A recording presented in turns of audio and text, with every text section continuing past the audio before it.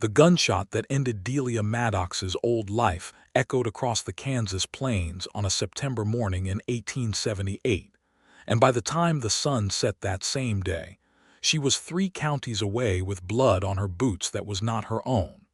She had not meant to kill Deputy Orrin Sack. She had meant only to stop him from dragging her into the back room of the Cattlemen's Rest, where Sheriff Thomas Bledsoe waited with his belt already unbuckled, the way he had waited for 3 other women in Prescott County who had since disappeared from anyone's concern. Delia had grabbed the deputy's own pistol from his holster as he pinned her against the wall, and when he laughed at her for trying, she had pulled the trigger before her mind caught up to her hands. The laugh had stopped. Everything had stopped for one terrible, silent second, and then the whole world had come apart at the seams. She ran because Sheriff Bledsoe would call it murder no matter the truth of it, because he owned the judge and half the jury pool in that county, because a woman's word was worth less than a rancher's dog when it stood against a lawman's badge.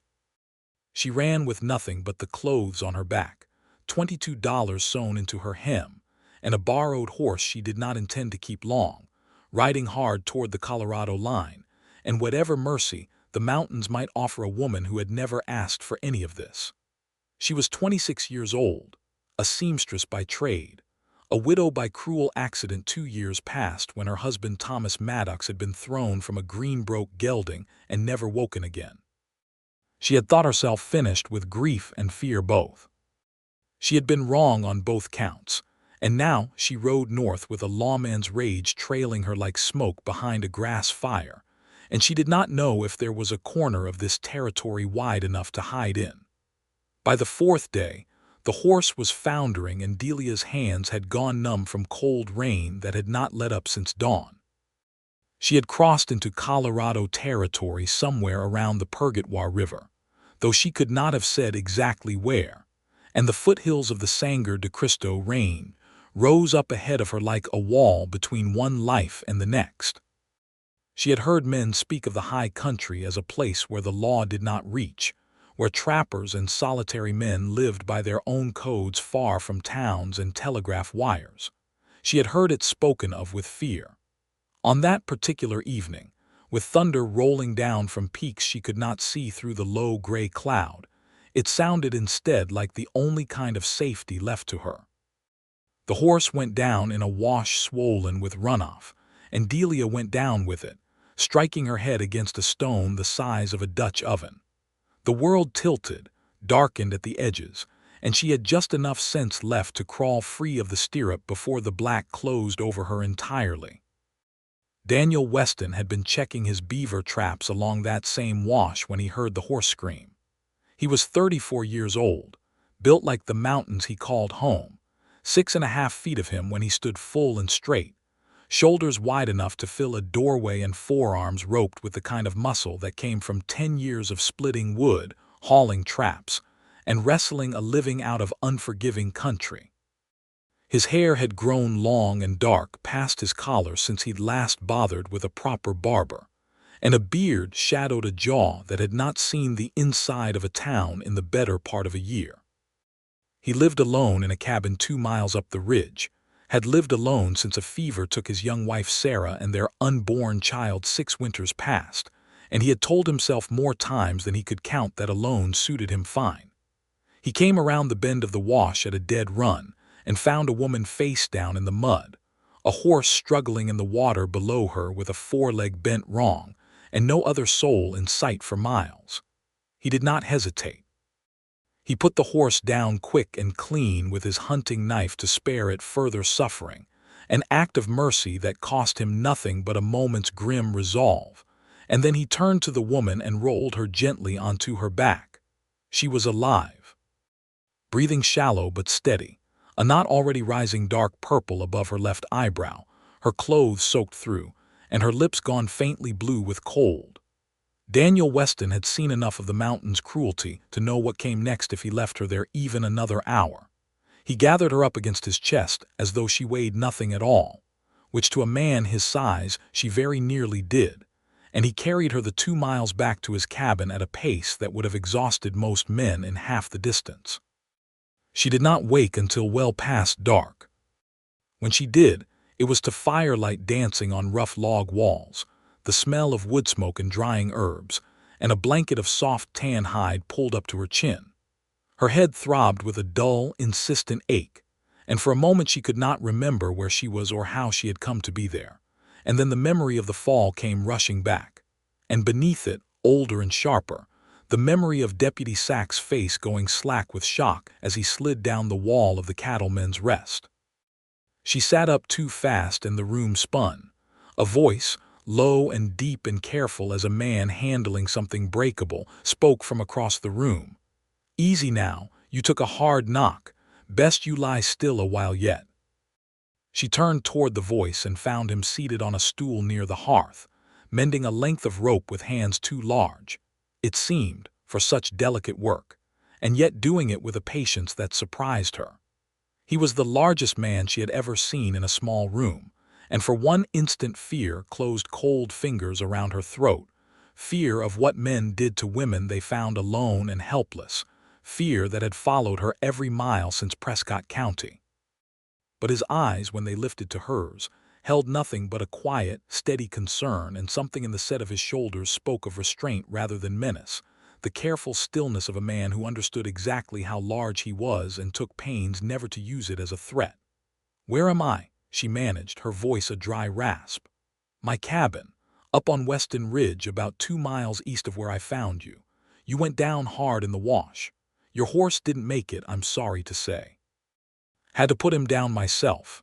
Delia's throat tightened at the thought of the poor animal, though it had never truly been hers to grieve. "How long have I been here?" "Since sundown. It's near midnight now." He set the rope aside and rose, and even that simple motion seemed to fill the cabin, and she understood then just how large he truly was, taller than any man she had known, with shoulders that strained the seams of his flannel shirt and forearms bared to the elbow that looked carved from oak. He crossed to the hearth and lifted a pot of something warm, ladling a portion into a tin cup and brought it to her side, crouching down to her level so as not to loom. "Drink this. Broth. Won't do much for the head, but it'll settle your stomach some." She took it with trembling hands, and their fingers brushed for just a moment, his rough and warm against her cold ones, and something in that brief contact steadied her more than the broth itself would. "I owe you my thanks," she said. "I don't even know your name." "Daniel Weston." He settled back onto the stool, keeping a respectful distance, though his gaze remained fixed on her with an attentiveness she was not accustomed to receiving from men. "And you?" She hesitated. The habit of caution had become instinct these past 4 days, and even here, in a stranger's cabin miles from anywhere, the fear of being found pressed close against her chest. "Delia," she said finally. "Delia Maddox." "Well, Delia Maddox, you're safe here. Whatever brought you riding hard enough to break your horse's leg in a flooded wash, it can wait until morning. Ain't nobody going to trouble you on Weston Ridge tonight." She wanted desperately to believe him, and something in the plain steadiness of his voice, utterly without artifice or the practiced charm men so often used to disarm a frightened woman, made her want to believe it more than she had wanted anything in days. Morning came gray and cold, with frost silvering the pine boughs outside the cabin's single window.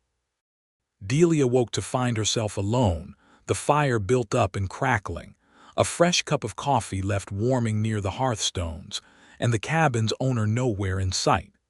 She sat up slowly, testing the ache in her skull, which had dulled to something manageable, and took her first real look at the place that had sheltered her. It was a single large room, well built and snug against the mountain cold, with a loft visible through a ladder-accessed opening above, furs stretched and drying along one wall, traps and tools hung with evident care along another, and a rifle propped near the door within easy reach. It was the home of a man who lived by his own hands and his own vigilance, and yet there was a tidiness to it, a deliberate order, that spoke of more care than she might have expected from a solitary mountain man. The door opened, and Daniel Weston stepped through, An armful of split wood cradled easily against his chest, and the cold morning air followed him in along with the scent of pine and frost. He set the wood down near the hearth and straightened, and Delia found herself once again struck by the sheer physical presence of him, the way he seemed to belong to this rugged country as naturally as the pines outside. "You're awake. Good. How's the head?" "Better, thank you." She wrapped her hands around the coffee cup he had left her, grateful for its warmth. "Mr. Weston, I need to ask you something, and I need you to answer me honestly." He crossed his arms, an unconscious gesture that only emphasized the breadth of his shoulders, and regarded her with patient attention. "Ask it. Is there a telegraph office anywhere near here, a way for word to travel quickly out of these mountains?" "Nearest telegraph is in Trinidad, 2 days' ride south." "Why do you ask?" Delia set the cup down, her hands no longer entirely steady. "Because I am running from a man who will use every wire and every badge in 3 counties to find me, and I need to know how much time I have before he does." Daniel's expression did not change, did not fill with the suspicion or judgment she had half expected. Instead, he simply lowered himself onto the stool across from her, giving her his full and undivided attention, the way a man might sit before a fire that needed careful tending. "Tell me," he said simply. "All of it, if you're willing. I can't help you proper unless I know what I'm standing against." And so she told him. She told him of Sheriff Thomas Bledsoe and his deputy Orrin Sack, of the women who had vanished from Prescott County under circumstances everyone whispered about and no one dared investigate, of the night 4 days past when Sack had cornered her in the back hallway of the saloon, where she had gone to deliver a mended coat to the owner's wife, of the pistol torn from his own belt, and the shot that had ended his life and shattered hers in the same terrible instant. She told him of riding through the night with Bledsoe's rage certain to follow, of crossing into Colorado territory with nothing but the clothes on her back, and a fear that had not loosened its grip on her chest even once in 4 days. When she finished, the cabin had gone quiet except for the crackle of the fire, and Daniel Weston sat very still, his jaw tight, his blue eyes gone hard in a way that told her more plainly than words that he believed every syllable of it. "Sheriff Bledsoe won't have jurisdiction here," he said at last. "Colorado Territory's a different matter entirely from Kansas, and Prescott County's badge don't mean nothing this side of the line. But that don't mean he won't try. Corrupt men don't respect borders any better than they respect the law they claim to enforce." "Then you believe me." "I believe you," he said, and something in the flat certainty of it settled deeper in her chest than any comfort she had felt in days. "A man who does what you describe, he don't stop chasing a debt he thinks is owed him, especially not a debt paid in a dead deputy. He'll come, or he'll send men to come in his place. Question is whether you want to keep running, or whether you want somewhere solid to stand and fight from." "I have nowhere to stand," Delia said, and to her own surprise her voice broke on the words. "I have $22, no horse, no family left living, and a lawman with the whole apparatus of Prescott County behind him hunting me down. What exactly would you have me stand on, Mr. Weston?" He was quiet a long moment, studying her with those steady blue eyes, and when he spoke again his voice had gentled, though it lost none of its certainty. "You could stand here, on this ridge, with me, for as long as it takes to see this through proper. I've got room, I've got game enough to feed 2, and I've got a rifle I know how to use better than most men in this territory. Ain't charity I'm offering, Miss Maddox, it's plain sense. You're safer under a roof with a man who will stand between you and trouble than you are alone on the trail with nothing but a fading head start." Delia looked at him for a long moment, this stranger who had carried her 2 miles through rough country and asked nothing in return but honesty. And she found herself, despite every hard lesson the world had taught her about trusting men, believing that his offer was exactly what it seemed to be, and nothing more sinister beneath it. "Why would you do this for a woman you've known less than a day?" Daniel's gaze did not waver. "Because I know what it is to have the world turn cruel on you for no fault of your own, and I know what it is to face that cruelty alone. I don't aim to let another soul face it alone if I've got the strength to stand alongside them. That's all it is. Nothing more owed, nothing more asked. She did not weep, though it cost her something not to.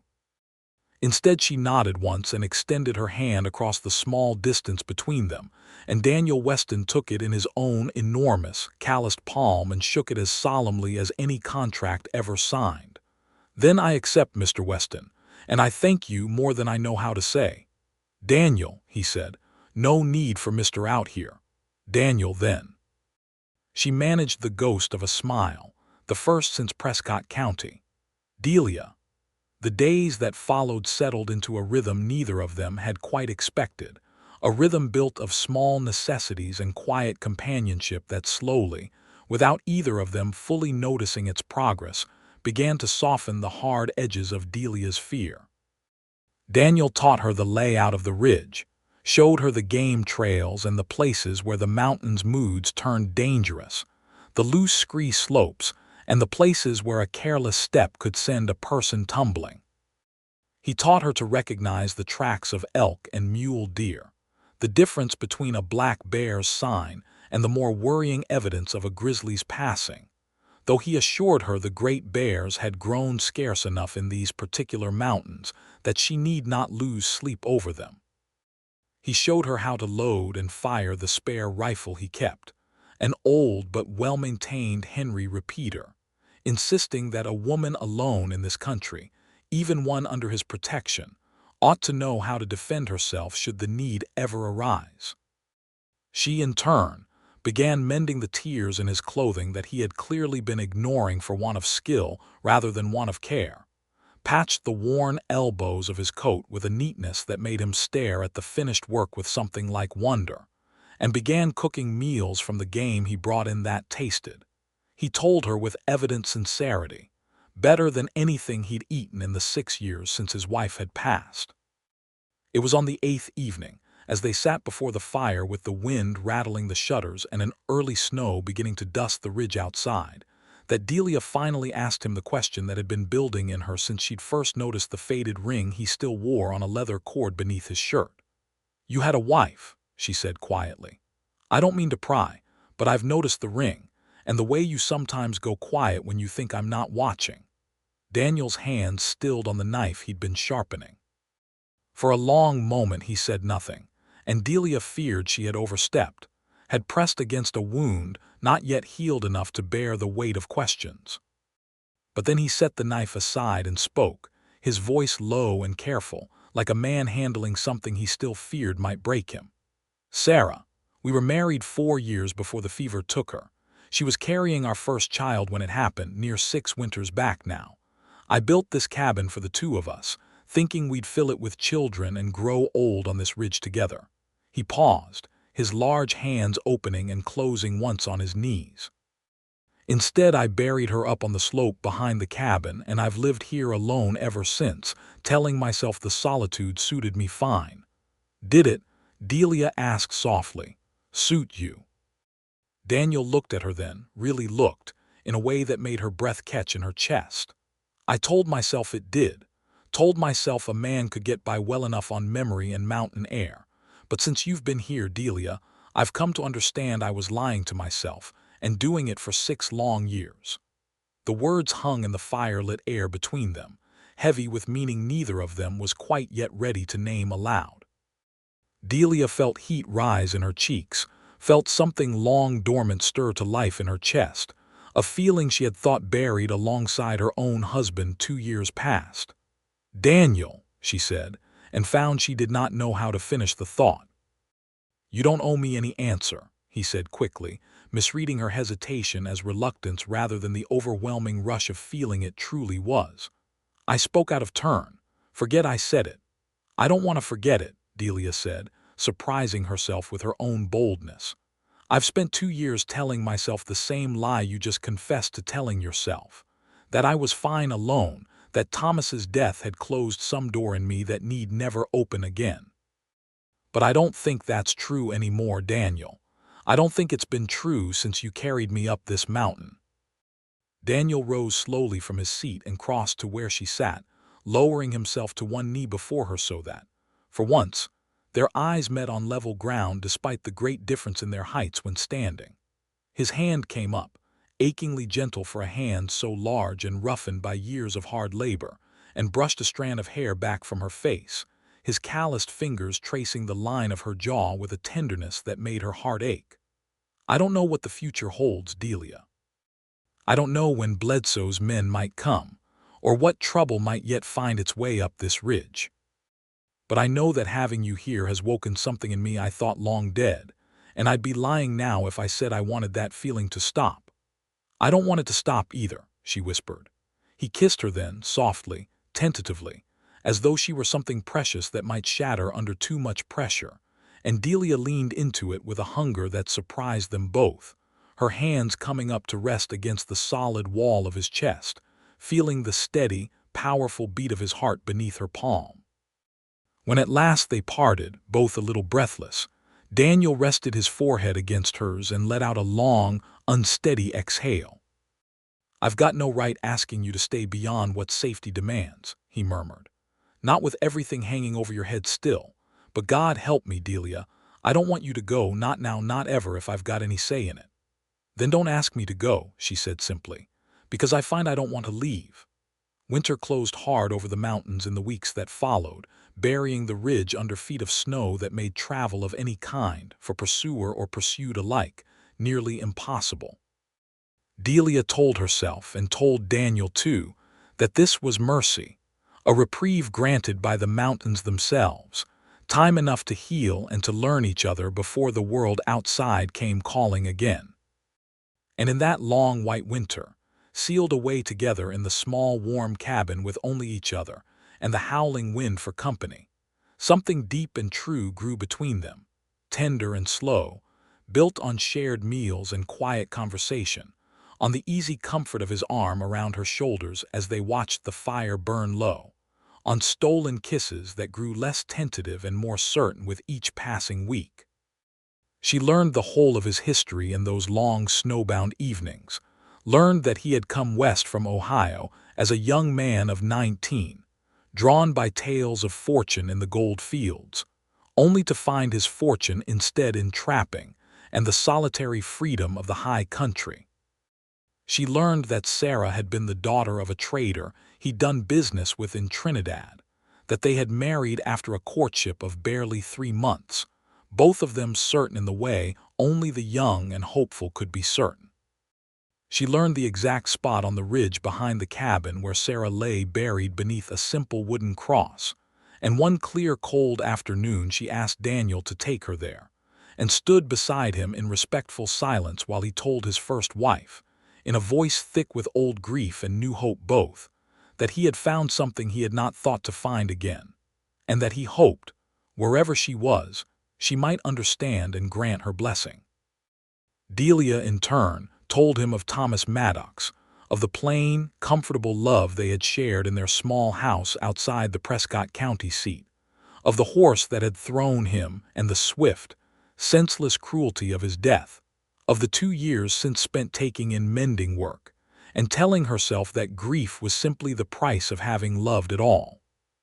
She told him, too, in halting words that cost her considerable pain, of the night Deputy Sack had cornered her, of the terror that had driven her hand to the pistol, and Daniel had held her through the telling of it, his massive arms wrapped protectively around her, murmuring that she had done what any person facing such violence had every right to do, that the guilt she carried belonged rightly to Sack and to Bledsoe and not to her.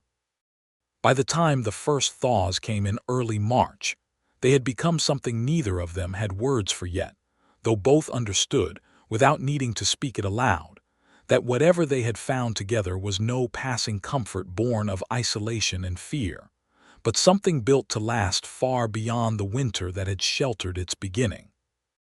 It was in late March, with the snow retreating from the lower slopes and the first green shoots pushing through the mud along the wash where Delia had first fallen, that trouble finally found its way up the mountain. Daniel had gone down to check his traps along the lower creek, leaving Delia at the cabin with instructions to keep the rifle close and the door barred, a precaution that had become habit through the winter months even without specific cause for alarm. She was kneading bread dough at the rough wooden table when she heard the horses, more than one, coming up the trail at a pace that spoke of purpose rather than casual travel. She moved to the window, flour still dusting her hands, and through the gap in the shutter saw 3 riders approaching, and though the distance was too great to make out faces clearly, something in the bearing of the lead rider, the particular arrogant slouch of his shoulders in the saddle, sent ice flooding through her veins. She knew that slouch. She had seen it 100 times across the counter of the Cattlemen's Rest, seen it swaggering down the main street of the Prescott County seat as though the very ground belonged to him by right.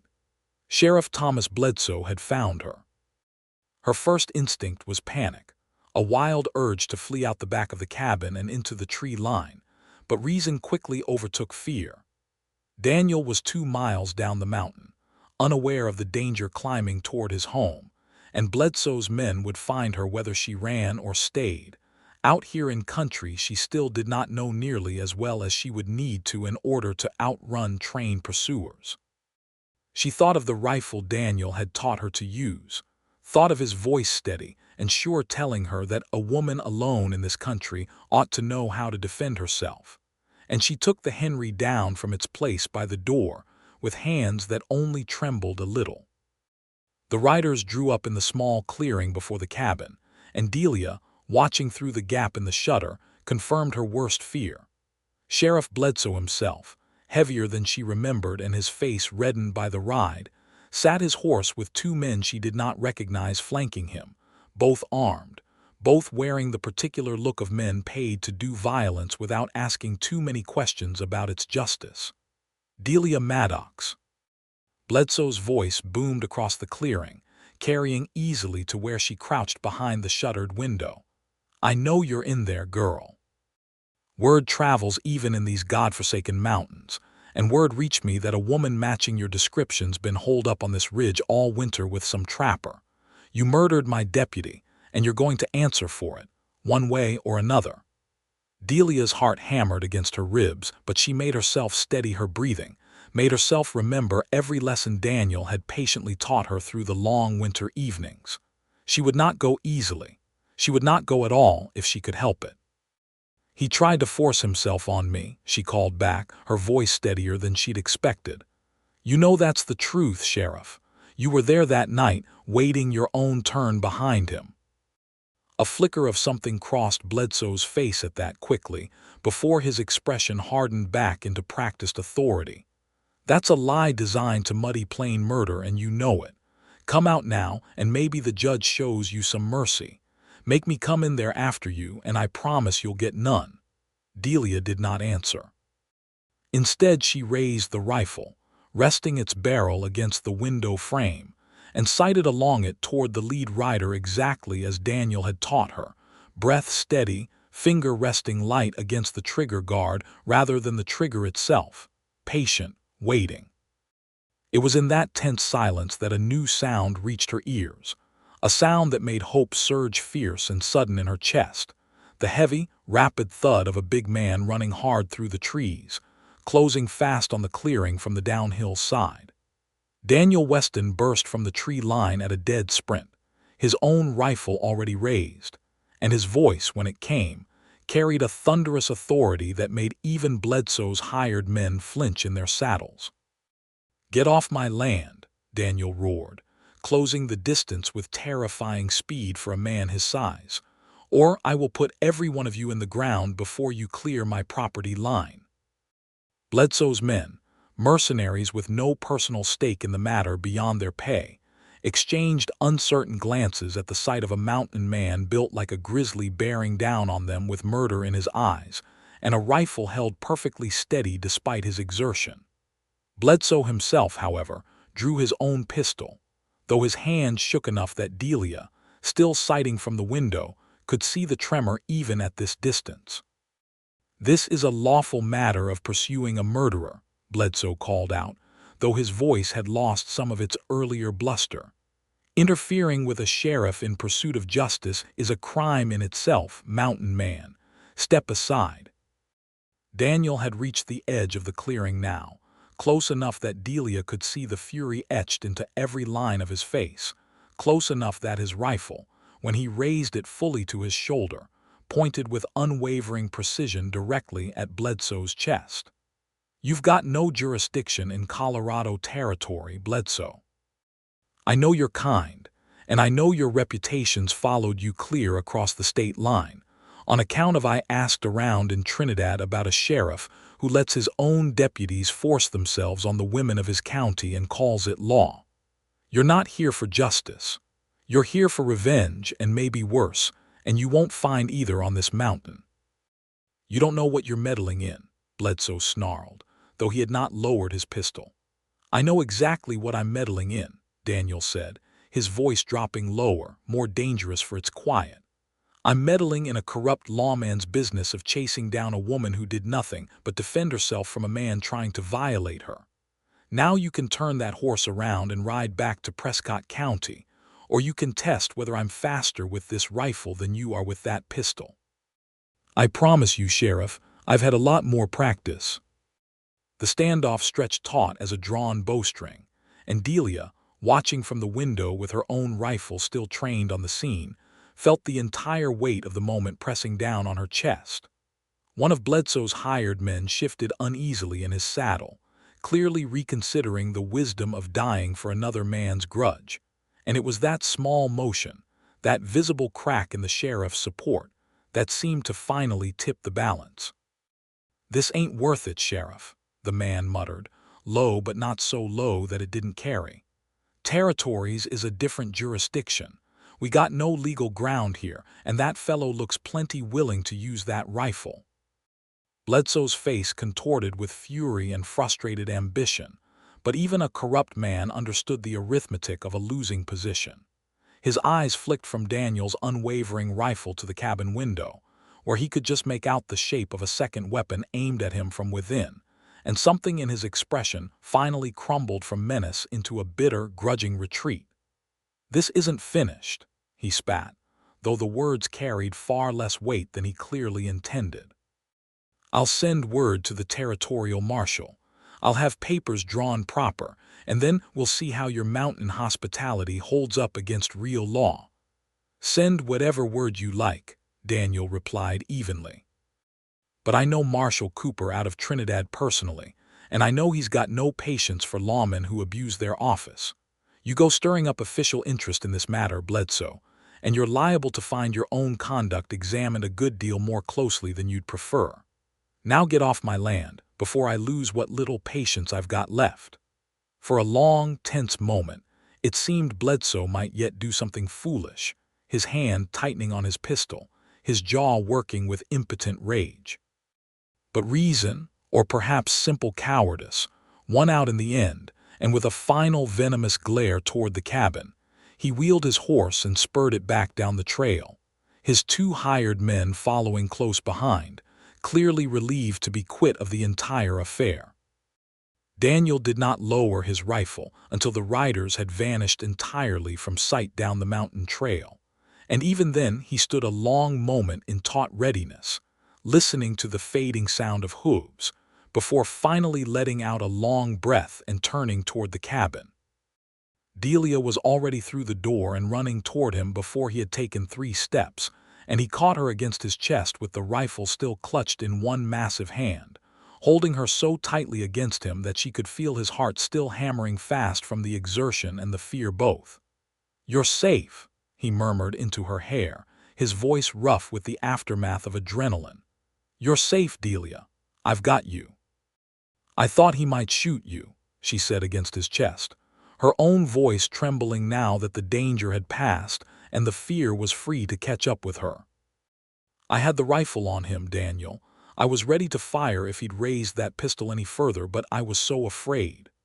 "You did exactly right," he said, pulling back just enough to look down at her, his large hands framing her face with a tenderness that belied their size and strength.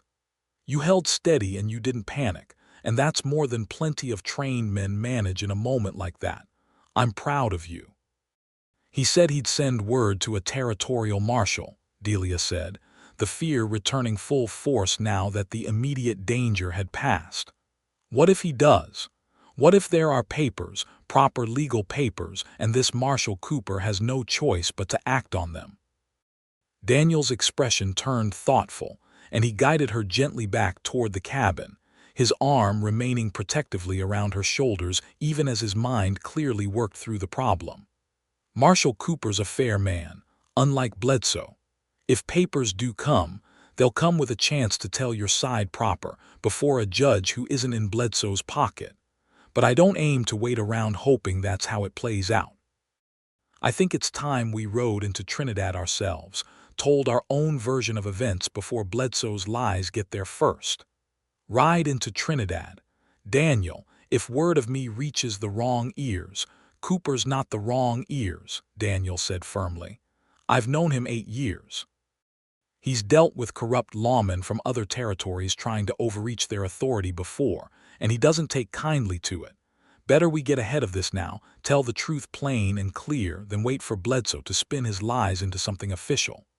Delia considered the alternative of simply waiting on this mountain for whatever came next, always looking over her shoulder, never certain when the next threat might arrive.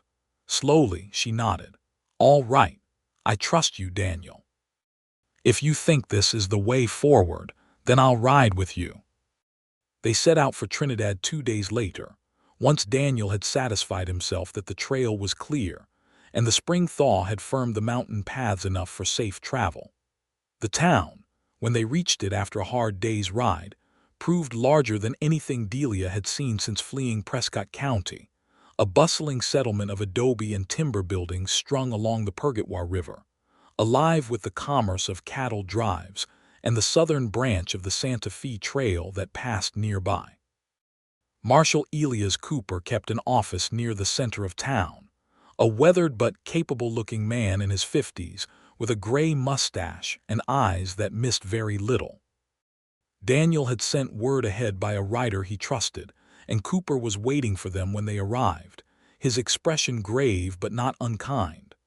Weston, he said, rising from behind his desk to shake Daniel's hand. And this must be Miss Maddox. I've had a rather colorful letter from a Sheriff Bledsoe out of Prescott County, Kansas, claiming you're harboring a murderess up on your ridge. She's no murderess, Elias, Daniel said, his voice carrying the same steady certainty it had held against Bledsoe himself. She's a woman who defended herself against an attempted assault and killed a man in the doing of it who would have done considerably worse if she hadn't. Cooper's gaze shifted to Delia, and though his scrutiny was uncomfortable, there was no cruelty in it, only the careful assessment of a man whose job depended on judging character quickly and accurately.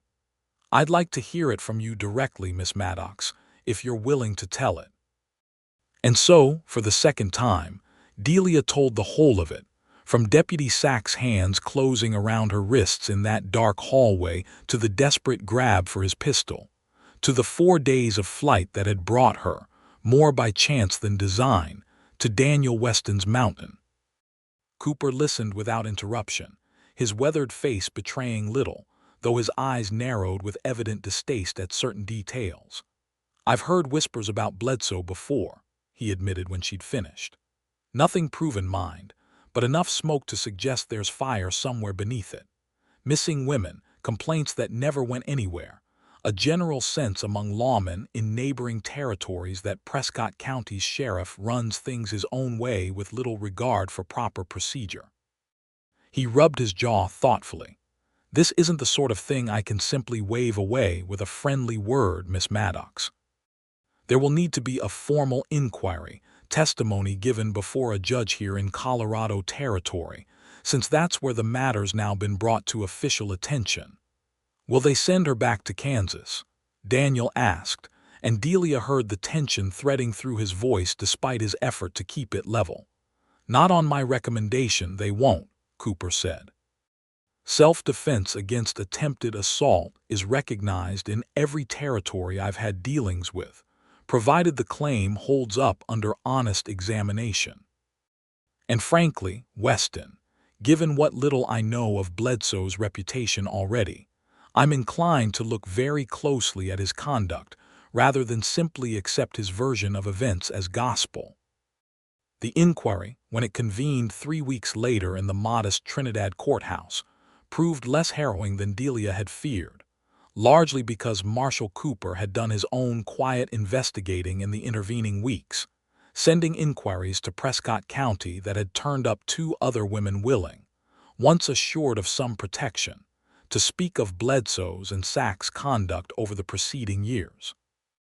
Their testimony, combined with Delia's own account, and the character witness Daniel provided regarding her demeanor and evident trustworthiness since arriving in the territory, painted a picture stark enough that the presiding judge, a serious man named Harmon Voss, ruled decisively in her favor. "This court finds," Judge Voss declared, his voice carrying clearly through the packed room, "that Delia Maddox acted in legitimate self-defense against an attempted violent assault, and that no charge of murder or manslaughter shall attach to her actions on that night. Furthermore, this court intends to forward its findings, along with the additional testimony gathered regarding Sheriff Thomas Bledsoe's conduct, to the appropriate authorities in Kansas for further investigation into that officer's fitness to continue holding his position." The relief that flooded through Delia at those words nearly buckled her knees, and she felt Daniel's arm come around her immediately, steadying her, his own face bright with a relief and joy that mirrored her own. It was truly over. Whatever shadow Bledsoe had cast over her life these past months, the law itself, proper and impartial law rather than the corrupted version she had fled, had finally lifted it clear away. They emerged from the courthouse into bright spring sunshine, and Delia turned to Daniel with tears standing in her eyes, tears of relief rather than sorrow. "It's finished," she said, scarcely able to believe the words even as she spoke them. "Daniel, it's truly finished. I'm free." "You're free," he agreed, and then, before the small crowd still milling about the courthouse steps, he did something that stole the breath entirely from her lungs. He knelt, right there in the dusty street, his massive frame folding down before her with a grace that seemed impossible for a man his size, and drew from his coat pocket a small ring, simply made but clearly crafted with care, a band of gold set with a small, honest garnet that caught the sunlight. "Delia Maddox," he said, his deep voice carrying easily despite the slight tremor of nervousness beneath its steadiness. "I've loved you since near enough the first week you came to my mountain, though I was too much a coward and too mindful of the danger hanging over you to say it plain until now. But that danger's past, and I find I don't want to wait one more day to ask you proper.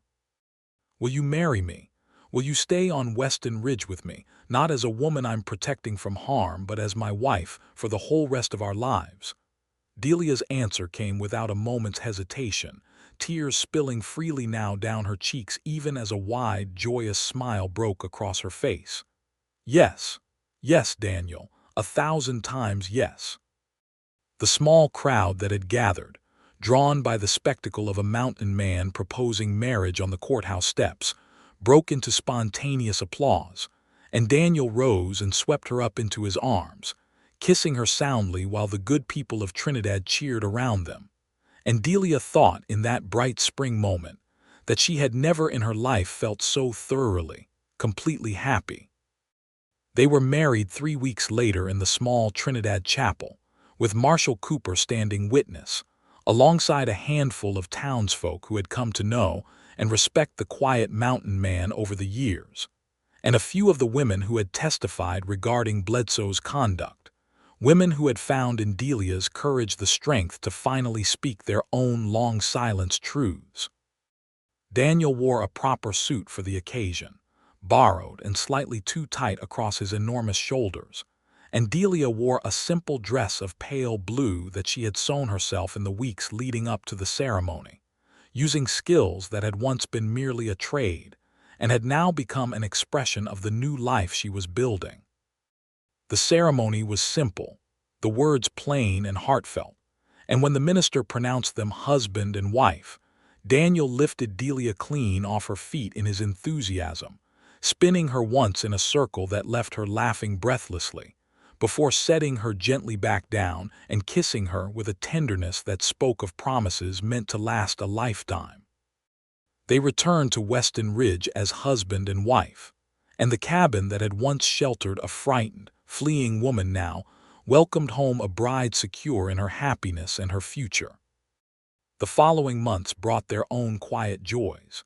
The planting of a proper garden behind the cabin where Delia grew vegetables and herbs. The addition of a second room built onto the original structure with Daniel's own capable hands. The slow, sweet accumulation of shared memories that transformed the cabin from mere shelter into something that finally, truly deserved the name of home. Word had reached them, some months after the wedding, that Sheriff Thomas Bledsoe had indeed been removed from his position following a territorial investigation prompted by Judge Voss's forwarded findings, and that he now faced charges of his own related to the treatment of women in his county, charges that would see him stripped of any authority and facing years of imprisonment. Justice, however delayed, however imperfectly served, had finally caught up with him, and Delia found she could finally set down the last vestiges of fear that had followed her from Prescott County, knowing that the man who had once held such terrible power over her life now faced consequences of his own. By the following spring, Delia found herself carrying their first child, a fact that filled Daniel with a joy so profound that Delia often caught him simply watching her from across the cabin, with an expression of wonder he made no effort to hide. He built a cradle himself that winter, working the wood with the same careful precision he brought to every task, and Delia sewed tiny garments in the evenings by firelight, humming softly to herself in a contentment she had once feared she would never know again. Their son was born in the early autumn of 1880, a healthy, robust boy they named Samuel, after Daniel's own long-departed father, and Delia watched with tears of happiness as Daniel held his newborn son with a tenderness that seemed almost impossible given the sheer size and strength of his hands, cradling the infant against his chest with the same careful gentleness he had once used to carry a frightened, injured stranger up the mountain trail nearly 2 years before. 2 years after Samuel's birth, a daughter followed, whom they named Grace, in recognition of the mercy and good fortune that had brought them together against such improbable odds. The cabin on Weston Ridge, once the solitary dwelling of a grieving widower, rang now with the sounds of children's laughter, the smell of Delia's cooking, and the steady, contented presence of a family built from the wreckage of past sorrows into something enduring and whole. Daniel continued his trapping through the years, though he took on less of the solitary, far-ranging work he had once relied upon, preferring instead to stay closer to home where he could watch his children grow and remain always within reach, should his family ever need him. Delia's skill with a needle became known throughout the growing settlements of the region, and she took in mending and dressmaking work that supplemented their trapping income handsomely, her reputation for fine, careful work spreading as far as Trinidad itself. They spoke in later years of that terrible autumn of 1878 only rarely, and always with a kind of solemn gratitude rather than lingering fear, understanding between them that the darkness of that time had, in its own strange and painful way, brought them to the life they now shared. Delia would sometimes stand at the cabin window on quiet evenings, watching her children play in the yard while Daniel split wood nearby, his powerful frame moving with the easy competence of long practice, and she would think of the frightened, fleeing woman who had collapsed in a flooded wash on this very mountain, and marvel at how thoroughly that terror had transformed into this deep, abiding peace. On one such evening, some 6 years after her arrival on Weston Ridge, Delia found Daniel standing at Sarah's grave on the slope behind the cabin, as he still did occasionally, though the visits had grown less frequent and less sorrowful with the passing years. She joined him quietly, slipping her hand into his, and together they stood in companionable silence before the simple wooden cross, "I still think of her," Daniel said softly, "and I don't believe that troubles you any, does it?" "It shouldn't," Delia said. "She gave you love once, and that love shaped the man who found me in that wash and carried me to safety. I owe her a debt I can never properly repay, for the simple reason that her memory helped make you capable of the kindness that saved my life." Daniel turned to her then, his eyes bright with unshed tears, and drew her close against his chest. "I loved her and I love you, and I don't believe the two loves diminish each other one bit. I think Sarah would be glad if she could know that this ridge rings with children's laughter again, that the home I built for one lost love now shelters another, living and thriving." "I believe she would be glad too," Delia said softly, resting her head against his broad chest, listening to the steady, reassuring rhythm of his heart. "I believe, wherever she is, she watches over this family with nothing but gladness in her heart." They stood together a while longer in the gathering dusk, watching the first stars emerge over the mountain peaks, and then turned together and walked back down toward the cabin, where their children waited, where the fire burned warm against the coming night, where the life they had built together, against every hardship and threat that had once seemed insurmountable, continued to grow and flourish with each passing season. In the years that followed, two more children joined Samuel and Grace in the Weston household. A second son they named after Daniel's own father's brother, a man named Jacob who had shown Daniel great kindness in his own youth, and finally a daughter they named Sarah, in loving memory and tribute to the woman whose grave still watched over the ridge where their family had grown and flourished. Delia had wondered, when she first suggested the name, whether it might trouble Daniel to hear his late wife's name spoken daily in reference to their own daughter, but he had wept with joy at the suggestion, understanding it exactly as she had intended it, not as a shadow cast over their happiness, but as an acknowledgment that love, properly understood, only ever multiplied rather than diminished, that the capacity for one love did nothing to lessen the depth of another.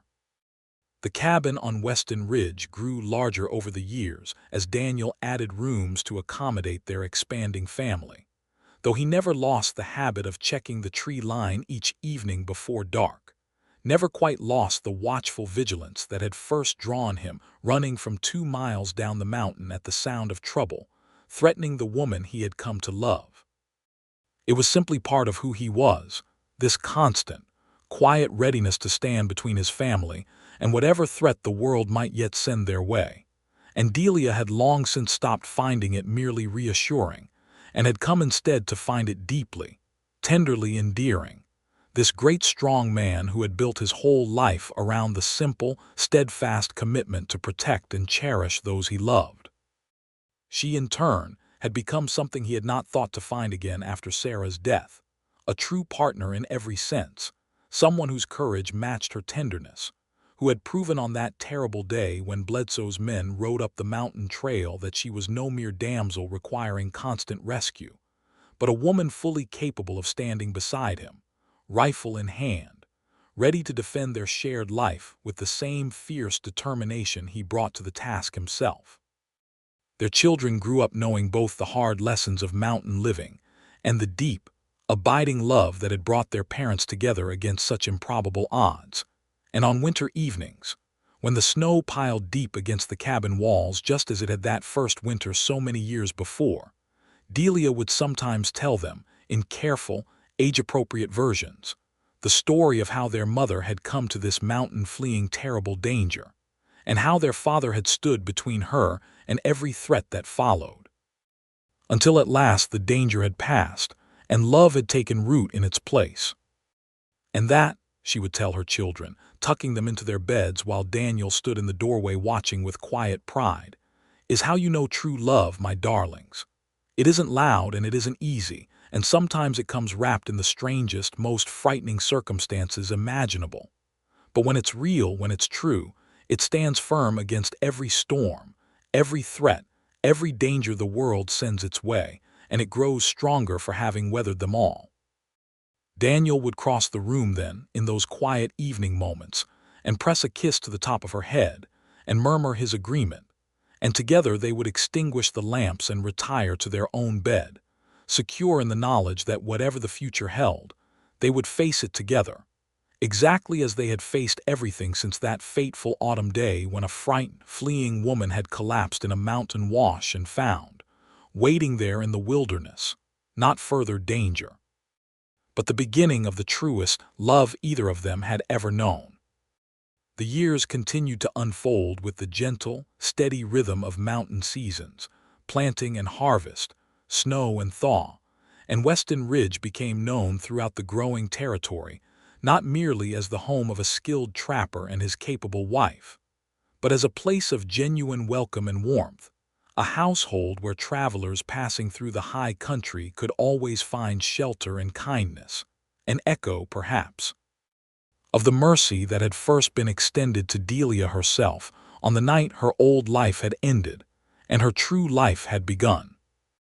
Sheriff Bledsoe served 11 years in the Kansas Territorial Prison before he was finally released, an old and broken man with none of the swagger or authority that had once made him so dangerous.